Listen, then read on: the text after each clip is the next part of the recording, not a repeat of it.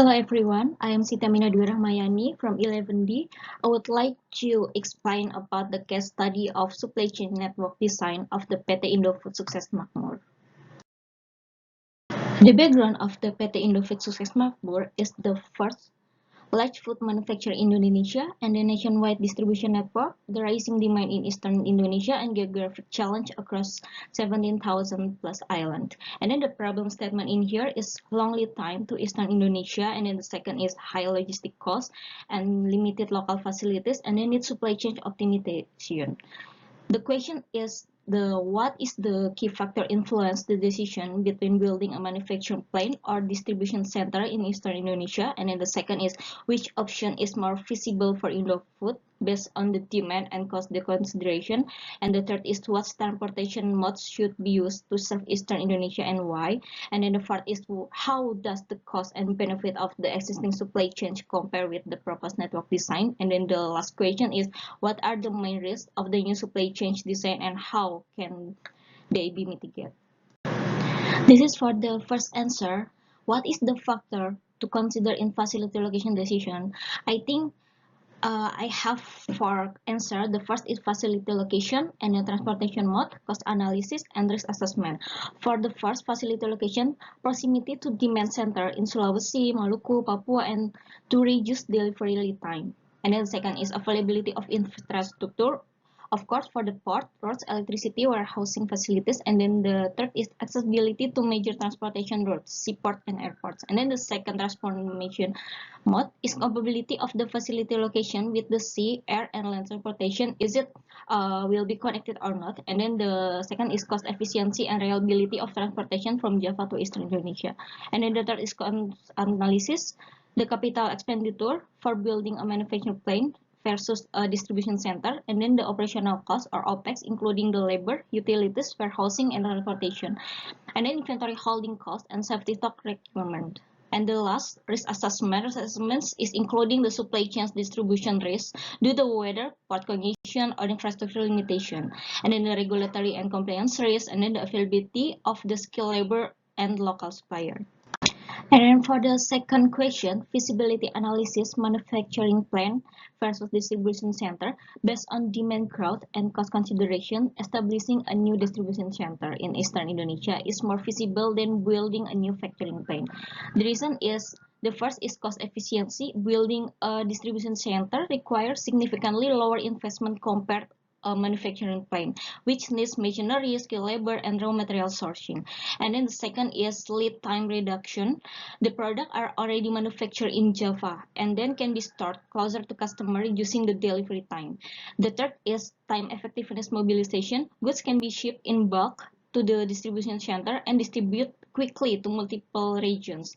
And the last is sustainability. A distribution center reduces repeat long-distance shipment, lowering fuel consumption and carbon emission. So distribution center provide faster implementation, lower risk, and better responsiveness to rising demand in Eastern Indonesia. For the third question, what's the transportation modes for delivering products to Eastern Indonesia? I answered that Indofood should adopt a multimodal transportation strategy to ensure efficiency, feasibility, and reliability. For all the mode transportation, I think need to be implemented. For the first, sea transportation, containerized, because the most cost-effective for large volume and then suitable for non-urgent, high-volume consumer goods, and ideal for shipment from Java to the Eastern Indonesia distribution center. And then for the air transportation, I think can be used for the urgent shipments, stock replenishment, or high-value products, and then shorten delivery time significantly, but with higher cost. And then for the third, land transportation or trucking, can be used for the last mile distribution and then suitable for island areas that are difficult to access by sea or the air, super flexibility delivery to remote regions. So this combination allow Indofood to optimize cost, speed, and service reliability. And fourth question, cost-benefit analysis, existing network versus proposed network. For the existing network, the cost, high transportation costs due to the long distance shipping directly from the Java, and then long lead times, higher risk of stock outs, and then limited responsiveness to demand fluctuation. And then the benefit is no additional investment required and centralized production control. For the proposed network, for the new distribution center in Eastern Indonesia, for the cost initial investment for distribution center setup, and then additional warehousing and inventory holding costs. For the benefit, it will be lower overall transportation costs through consolidated shipment and a shorter delivery time and improved service level and customer certification and better demand fulfillment and inventory availability. In the long term, the benefit of the proposed network outweigh the additional costs, making it more cost effective and competitive.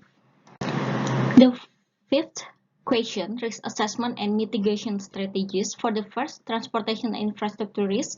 The risk is port congestion, weather disruption, limited infrastructure. For the mitigation, maybe we can use multiple ports and carriers and maintain safety stock at the distribution center. For the second, demand uncertainty, the risk of overestimating or underestimating regional demand. For the mitigation, demand forecasting using historical and real-time data. I think can be using the sales forecast, and then the second is flexibility inventory management. For the third, operational risk, inefficient distribution center operation or lack of skilled labor. The mitigation is we need to training local workforce and then implementing standardized operating procedure or SOPs. And then for the fourth, regulatory and compliance risk, the risk is local regulation and custom delays, and then we need to mitigate with the close coordination with the local authorities, and then compliance audits and documentation control. Proper risk management ensure business continuity and long-term sustainability. The conclusion or the resume of we built the new distribution center is establishing the distribution center in Eastern Indonesia is the most practical solution to meet increasing demand as it reduces lead time, lower logistic costs, and improve product availability. A multimodal transportation approach ensures efficient and reliability delivers across the region. Overall, the supply chain design improve operational efficiency and customer satisfaction while supporting long-term growth. Potential risks can be managed through the proper planning, standardized procedure, and coordination with relevant authorities.